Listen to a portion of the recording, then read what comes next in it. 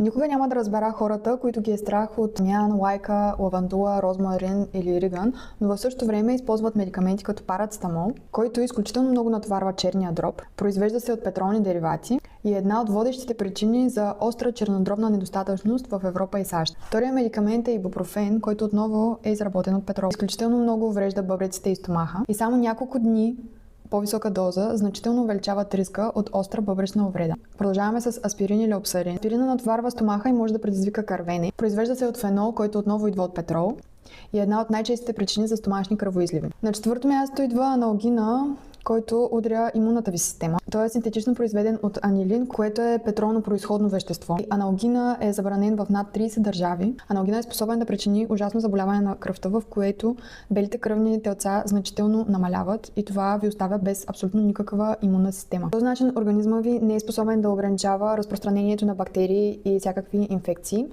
и може да настъпи остра бактериална инфекция, която е много сериозна. Освен това, аналгина е водещ при чести алергични реакции. Петия медикамент, за който ще ви споделя, е диклофенак или волтарен, който имайте предвид, че много силно натоварва сърцето и отново е произведен от петрол. Следва амброксол или муксолван. Ново е направен от петрол и засяга стомаха ви. Още една съставка, която може да намерите в някои медикаменти е фенилефрин. Тази съставка влияе много на кръвното и сърцето. През 2023 FDA официално пускат изявление, че тази съставка почти не работи, но има изключително много странични ефекти. Ново е произведен от петрол.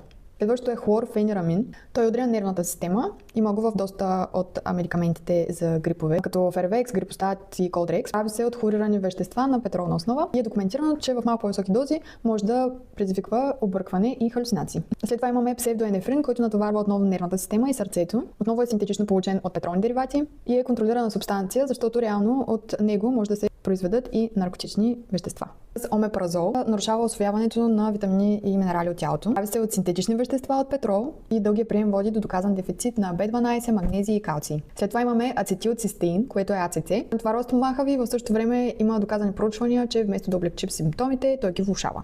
И най-важното, с което ще приключа това видео, е, че това не е тайна и не е скрито. Пише го на листовките. Само че хората масово ги изхвърлят, защото решават да се доверят сляпо на една индустрия, която разчита на страх, на навик и на добър маркетинг по телевизията, която ни облъчва всеки ден.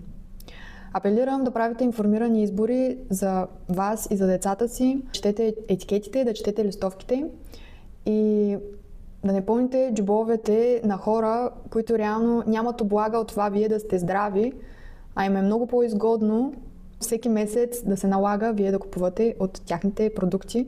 Бъдете здрави и правете информирани избори.